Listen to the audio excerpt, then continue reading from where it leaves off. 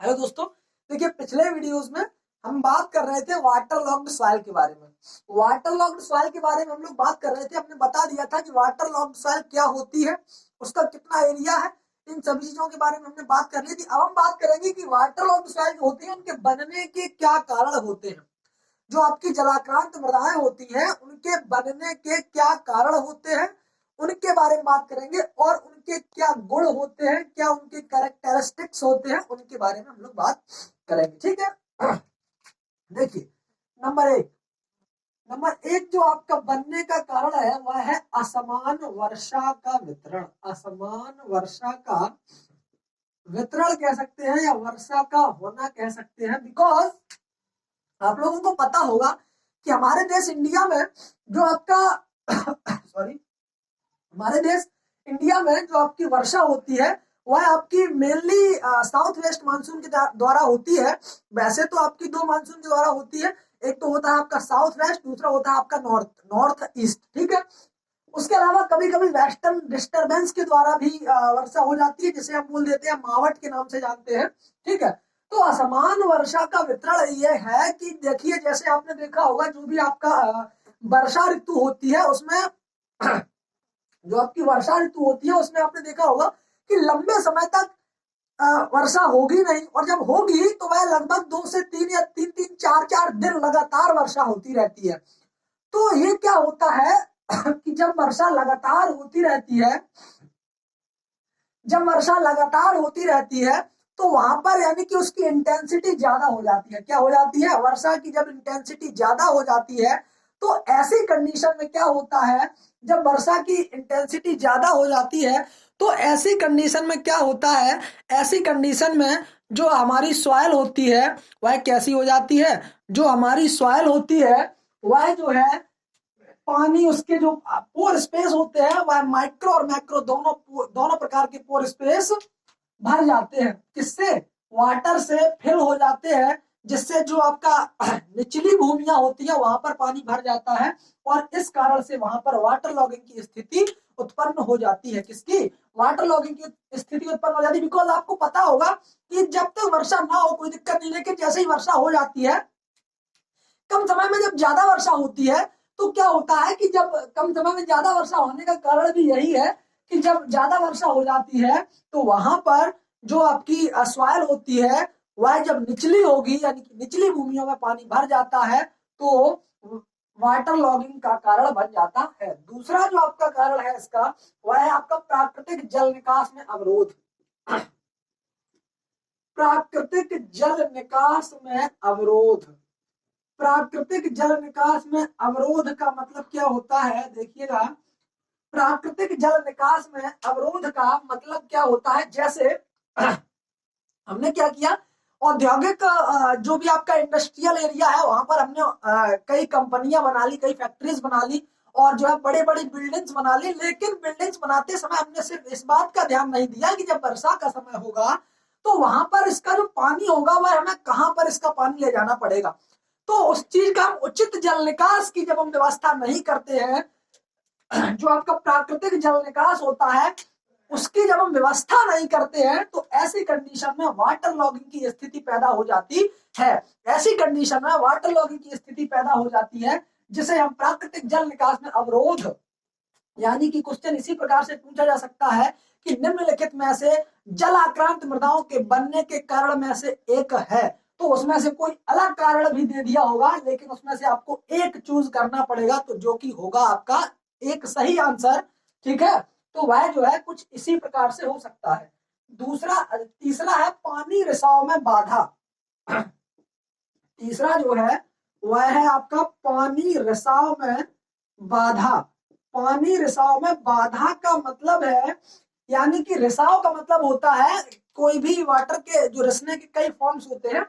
रिसाव जैसे आपका ये जो आपकी सरफेस है, सॉइल सरफेस है, इसमें जो वाटर का रिसाव हो रहा है, रिसना हो रहा है, तो ये जो है आपका लीचिंग हो सकता है, सीपेज हो सकता है और उसके अलावा आपका पर्कुलेशन हो सकता है। तो जो आपका रिसाव है, जैसे आपका सीपेज है, वह क्या है, क्योंकि ये जो आपकी सबसॉइल होगी, वह जो आपकी सबसॉइल होगी, जो इसकी मृदा की सॉइल सरफेस के नीचे की जो सॉइल होती है वह उसे हम कहते हैं सब सॉइल। जो आपकी अवमृदा होगी वह कैसी होगी, वह आपकी हार्ड पेन होगी। कैसी होगी, वह जो आपकी मृदा होगी वह हार्ड पेन होगी, यानी कि कठोर तय होगी। तो जब मृदा के नीचे कठोर तय पाई जाती है तो वहां पर जो पानी होता है उसका रिसाव नहीं हो पाता है, जो आपका वाटर होता है उसका रिसाव नहीं हो पाता है। यानी कि जब मृदा होती है, जो सॉइल होती है, उसके नीचे की जो सॉइल होती है वह जब हार्ड पेन हो जाती है, हार्ड पेन का मतलब जब कठोर तय हो जाती है, तो जब कठोर तय हो जाती है तो वहां पर जो पानी होता है, पानी का रिसाव नहीं हो पाएगा। और जब पानी का रिसाव नहीं हो पाएगा तो वह जो पानी है वह मृदा की ऊपरी सतह पर ही भरा रहेगा, जो कि वाटर लॉगिंग सॉइल के बनने का एक कारण होता है। वाटर लॉग्ड सॉइल के बनने का एक मुख्य कारण होता है। तो जब पानी रिसाव में किसी भी प्रकार की बाधा आती है तो वह भी एक कारण होता है किसका, वाटर लॉग्ड सॉइल का। ठीक है, अगला है नहरों से सिंचाई के क्षेत्र में वृद्धि। अगला है नहरों से सिंचाई के नहरों से सिंचाई के क्षेत्र में वृद्धि। क्या है, नहरों से सिंचाई के क्षेत्र में वृद्धि, यानी कि क्या होता है, जैसे आपका इंडिया है, इंडिया यानी कि भारत में जो है आपका ज्यादातर सिंचाई नहरों के द्वारा पहले भी की जाती थी और अब भी की जाती है। देखिए अभी प्रेजेंट टाइम में यदि हम बात करें तो कहीं कहीं ट्यूबवेल भी दिया जाता है, लेकिन जहां पर इरिगेशन सोर्सेज है, और कहीं कहीं पर जो है हम नहरों का भी प्रयोग करते हैं, यानी कि कैनाल्स का भी प्रयोग करते हैं। जब ज्यादा कैनाल्स का प्रयोग हम करने लगते हैं तो वहां पर पानी जो आपका सीपेज के माध्यम से बगल वाले खेतों में भर जाता है। बिकॉज जब नहरों का हम ज्यादा यूज करेंगे, तो जब नहरें जब ज्यादा यूज होंगी तो वह कहीं यहाँ से होकर के निकलेंगी, कहीं यहाँ से होकर के निकलेंगी, तो उन्हें रास्ता दिया जाएगा। और जब रास्ता दिया जाएगा तो ऐसी कंडीशन वाटर लॉगिंग की स्थिति को पैदा करती है। बिकॉज जब इनमें जब पानी बह रहा होगा तो इनके किनारे से सीपेज होता है। क्या होता है, सीपेज होता है, यानी कि जो horizontal flow of water under the water channel होता है, उसके अंदर से नीचे से जो पानी बहता है वह बगल वाले खेतों में पहुंच जाता है। जब बगल वाले खेतों में पहुंच जाता है तो ऐसी कंडीशन में वाटर लॉग्ड की स्थिति बनती है। कैसी स्थिति बनती है, वाटर लॉग्ड सॉइल की स्थिति बनती है। ठीक है, तो ये भी एक कारण हो सकता है आपकी वाटर लॉग्ड सॉइल बनने का। उसके बाद अगला जो कारण है वह है विनिमय सोडियम की मात्रा का आधिक्य। नंबर 5 है विनिमय सोडियम की मात्रा का आधिक्य। आधिक्य का मतलब अधिक होना। जब सोडियम यानी कि एक्सचेंजेबल सोडियम जिसे हम बोलते हैं, जो आपका सोडियम होता है, एक्सचेंजेबल सोडियम, विनिमयशील सोडियम जो होता है, उसकी मात्रा जब बढ़ जाती है, मात्रा अधिक हो जाती है, तो ऐसी कंडीशन में जो आपके माइक्रो एंड मैक्रोपोर्स जो आपके बीच में होते हैं, दो पार्टिकल्स के बीच में जो भी आपका पोर स्पेस होता है, उनमें वायु तथा जल संचार पूर्ण रूप से या कह सकते हैं सुगम रूप से नहीं हो पाता है। क्या नहीं हो पाता है, वायु और जल का जो संचार होता है वह सुगमता पूर्वक नहीं हो पाता है। तो ऐसी कंडीशन में जब यह प्रोसेस नहीं हो पाती है तो वह हमें प्रमोट करती है किसको, वाटर लॉग्ड सॉइल को बनाने की। ठीक है, तो आपको इतना ही याद रखना है कि जो आपकी सोडियम एक्सचेंजेबल का मतलब होता है विनिमयशील सोडियम का, जब विनिमय सोडियम की जब अधिकता हो जाती है तो सुगमता पूर्वक से जल और वाटर एंड एयर का सुगमता पूर्वक संचालन नहीं हो पाता है। जब सुगमता पूर्वक संचालन नहीं हो पाता है तो वह स्थिति आपकी बनती है किसकी, वाटर लॉग्ड सॉइल की। ठीक है, उसके बाद अगला है बाढ़ प्रभावित क्षेत्र। बाढ़ प्रभावित क्षेत्र अगला फैक्टर है, अगला कारण है बाढ़ प्रभावित क्षेत्र। मतलब ऐसी मृदा जहां पर बाढ़ प्रभावित क्षेत्र हो, यानी कि ऐसा क्षेत्र जो कि बाढ़ से प्रभावित हो, जहां पर बाढ़ तुरंत ही आ जाती हो। थोड़ा भी पानी बरसता है और बाढ़ कहां पर आती है, बाढ़ सबसे पहले वहां पर आती है जहां पर निचले स्थान होते हैं, जहां की भूमि ज्यादा निचली होती है। ठीक है, तो वहां पर क्या होता है, वहां पर बाढ़ आ जाती है। तो जब बाढ़ आती है तो जो आपकी बाढ़ प्रभावित क्षेत्र होते हैं वहां पर भी आपकी वाटर लॉगिंग की कंडीशन होती है। ठीक है, तो ये जो है आपके मुख्य कारण है वाटर लॉक्ड सॉइल को बनने के, जिसमें आपका पहला है असमान वर्षा का वितरण, दूसरा है प्राकृतिक जल निकास में अवरोध, तीसरा है पानी रिसाव में बाधा, और आपका चौथा है नहरों से सिंचाई के क्षेत्र में वृद्धि, और पांचवा है विनिमय सोडियम की मात्रा का आधिक्य, और छठा है आपका बाढ़ प्रभावित क्षेत्र। तो ये है आपके क्या वाटर लॉक्ड सॉइल के बनने के कारण। इनमें से कोई आपसे एक पूछा जा सकता है, निम्नलिखित में से वाटर लॉक्ड सॉइल के बनने का कारण है, तो इनमें से कोई एक दे दिया जाएगा और 3 आपके अलग होंगे। तो इनमें से आपको चूज करना होगा कि आपका कौन सा सही है। बात करते हैं वाटर लॉक्ड सॉइल के गुण क्या होते हैं, और गुण को सिर्फ ज्यादा एलेबोरेट और ज्यादा एक्सप्लेन करने की जरूरत नहीं है, बिकॉज सिर्फ उनके गुण ही पूछे जाएंगे। थोड़ा सा हम उनको एक्सप्लेन कर देंगे। ठीक है, जैसे देखिए जलमग्न मृदाओं के गुण, तो देखिए बात करते हैं गुण के बारे में। तो गुण जो होते हैं यानी कि जो कैरेक्टरिस्टिक्स होते हैं, प्रॉपर्टीज होती हैं, वह मुख्यतः 3 प्रकार की होती हैं। अब बोले 3 प्रकार कौन कौन से होते हैं, तो देखिए पहला होता है आपका भौतिक गुण, जिसे हम बोलते हैं फिजिकल कैरेक्टरिस्टिक्स। एक तो होता है भौतिक गुण, दूसरा होता है रासायनिक गुण। एक तो होता है भौतिक गुण, दूसरा होता है रासायनिक गुण, और आपका तीसरा होता है जैविक गुण। क्या होता है, तीसरा होता है आपका जैविक गुण। अब इनमें जो मुख्य गुण हैं उनके बारे में हम लोग बात कर लेते हैं, बाकी हम लोग याद कर लेंगे। ठीक है, तो उनसे जो क्या होगा, पेपर देने में थोड़ी सी सुगमता हो जाएगी। जैसे भौतिक गुण के बारे में यदि हम बात करें तो पहला आता है ऑक्सीजन की कमी हो जाती है। क्या हो जाती है, ऑक्सीजन की कमी हो जाती है, या यूं कह लें कि ऑक्सीजन का ह्रास हो जाता है। ऑक्सीजन का ह्रास कह लें या ऑक्सीजन की कमी कह लें, लैक ऑफ ऑक्सीजन। जहां पर लैक ऑफ ऑक्सीजन होती है तो वहां पर वाटर लॉक्ड सॉइल बन जाती है। यह हमने आपको पहले भी बताया था। क्या बताया था कि ऑक्सीजन की कमी हो जाती है। ऑक्सीजन की कमी क्यों हो जाती है, क्योंकि जो ऑक्सीजन को रिप्लेस कर देता है कौन, वाटर। जो आपके पोर स्पेस होते हैं उनमें पहले एयर भरी हुई होती है, एयर फिल होती है, और जब एयर फिल होती है तो उसके बाद जो आपका वाटर होता है, जब वाटर उसमें भरता है तो वाटर जब पोर स्पेस के बीच में भरता है तो यहाँ से इसको रिप्लेस कर देता है, किसको, एयर को, यानी कि ऑक्सीजन को रिप्लेस कर देता है। तो जो ऑक्सीजन होती है वह बाहर वायुमंडल में पहुंच जाती है, और जो वाटर होता है वह आपका पोर स्पेस में भर जाता है। तो ये जो है कंडीशन आपकी ऑक्सीजन की कमी होती है, यानी कि ऐसी मृदाएं वाटर लॉक्ड सॉइल में ऑक्सीजन की कमी पाई जाती है। जबकि दूसरा जो है कि कार्बन डाइऑक्साइड की अधिकता पाई जाती है। क्या पाई जाती है, कार्बन डाइऑक्साइड की अधिकता पाई जाती है। और जानकारी के लिए बता दें कि लगभग 1 हेक्टेयर के द्वारा water locked soil, 1 hectare water locked soil के द्वारा लगभग 2.5 टन प्रति हेक्टेयर के हिसाब से, 2.5 टन प्रति हेक्टेयर के हिसाब से कार्बन डाइऑक्साइड रिलीज होती है। क्या रिलीज होती है, कार्बन डाइऑक्साइड रिलीज होती है 1 हेक्टेयर से लगभग 2.5 टन प्रति वर्ष। प्रति वर्ष ही, हाँ लगभग, ठीक है, शायद प्रति वर्ष या वाटर लॉक्ड सॉइल होने के कुछ सप्ताह में ही। ठीक है, तो ये जो है 2.5 टन प्रति हेक्टेयर के हिसाब से जो है कार्बन डाइऑक्साइड को रिलीज कर देता है। ठीक है, तो उसके बाद पूछा जा सकता है कि जो आपका वाटर लॉक्ड सॉइल होती है उसमें किस केमिकल की अधिकता होती है। तो जो आपकी वाटर लॉक्ड सॉइल होती है उनमें जो है इंडोथॉल की अधिकता होती है। किसकी अधिकता होती है, इंडोथॉल की अधिकता होती है। ठीक है, उसके बाद देखिए अगला कैरेक्टरिस्टिक्स क्या है, वह है आपका मृदा का संघनन, मतलब कॉम्पैक्शन हो जाता है। किसका, सॉइल का कॉम्पैक्शन हो जाता है, सॉइल का कॉम्पैक्शन हो जाता है। अगला है मृदा घनत्व या स्थूल घनत्व कह सकते हैं इसे, स्थूल घनत्व, या जिसे हम बोलते हैं बल्क डेंसिटी।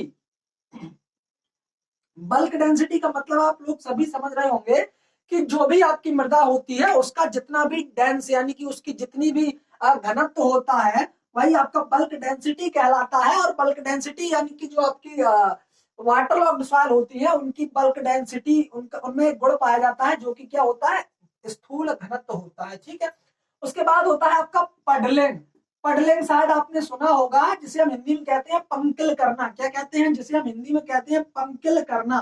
पंकिल करना का मतलब होता है जब हम किसी बरसात के सीजन में जब हम किसी क्रॉप को ग्रो करते हैं या किसी क्रॉप की सोइंग करते हैं तो उससे पहले हम अपने खेत को क्या कर लेते हैं, पलेवा कर लेते हैं। और पलेवा का मतलब होता है कि अपनी सॉइल को मॉइस्चर देना, ठीक है। अब मॉइस्चर को तो हम देते हैं, लेकिन यहाँ पंकिल करने का मतलब होता है, पंकिल थोड़ी अलग प्रोसेस है। इसमें हम पूरी सॉइल को इस प्रकार से मॉइस्चर देते हैं कि वहां पर जो आपके जो सॉइल होती है वह पूरी तरीके से कॉम्पैक्ट हो जाती है। क्या हो जाती है, पूरी तरीके से कॉम्पैक्ट हो जाती है। और जो उसके एग्रीगेशन होता है, जो उसका समुच्चय होता है किसका, सॉइल का, जो उसका अरेंजमेंट होता है सॉइल पार्टिकल्स का, वह पूरी तरीके से डिस्ट्रॉय हो जाता है। क्या हो जाता है, पूरी तरीके से डिस्ट्रॉय हो जाता है, फुली डिस्ट्रॉयड हो जाता है। बिकॉज इसमें हम इस प्रकार से पंक्चर करते हैं, इस प्रकार से पडलिंग करते हैं, इसका एक एक अणु, एक एक कण जो होता है वह बिल्कुल बिल्कुल महीन हो जाता है, ठीक है। और इसका सीधा सीधा उद्देश्य होता है कि जब हम इसमें, इसका सीधा सीधा उद्देश्य होता है कि reduced water loss, because water loss ना हो। और जब ऐसी कंडीशन हम किसमें, पडलिंग किसमें हम अपनाते हैं, राइस में। राइस में क्यों अपनाते हैं, क्योंकि राइस में वाटर जो आपका वाटर रिक्वायरमेंट होती है वह ज्यादा होती है। तो जब वाटर रिक्वायरमेंट ज्यादा होती है तो ऐसी कंडीशन में जब हम पडलिंग को फॉलो करते हैं, तो जब पडलिंग को फॉलो करते हैं वहां पर क्या होता है, जो आपकी पडलिंग वाली क्रिया में वाटर जो होता है वह वाटर रिड्यूस्ड कर देता है, वाटर की जो कैपेसिटी होती है उसको रिड्यूस्ड कर देता है, वाटर की हमें कमी, वाटर की हमें कम आवश्यकता होती है, ठीक है। तो जब हमें वाटर की कम आवश्यकता होगी तो यहाँ पर जो है हमें क्रॉप प्रोडक्शन अच्छा मिलेगा और कम वाटर की भी आवश्यकता होती है, ठीक है। तो इसी प्रकार से यह पडलिंग किसमें की जाती है, पडलिंग आपकी राइस में की जाती है। तो इसे हम, जिसे हम हिंदी में बोलते हैं पंकिल करना, क्या कहते हैं, पंकिल करना। दूसरा है आपका गैसों का विनिमय एवं जल का संचलन।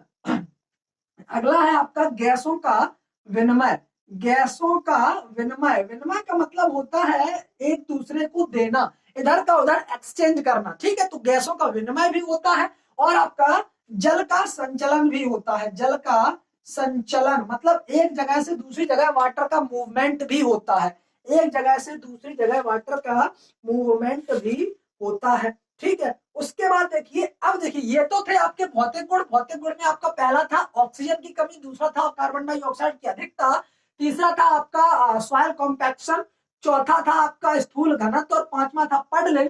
और उसके अलावा गैसों का विनिमय और छठा था आपका जल का संचलन यानी कि मूवमेंट ऑफ दी वाटर, ठीक है। ये तो हो गए आपके भौतिक गुण। अब बात करते हैं रासायनिक गुण के बारे में कि इसमें रासायनिक गुण क्या क्या होते हैं। तो रासायनिक गुण में जो आपका पहला है वह क्या है, पोषक तत्वों का रूपांतरण, विभिन्न पोषक तत्वों का रूपांतरण। रासायनिक गुण में देखिए पहला है विभिन्न पोषक तत्वों का, विभिन्न पोषक तत्वों का, विभिन्न पोषक तत्वों का रूपांतरण।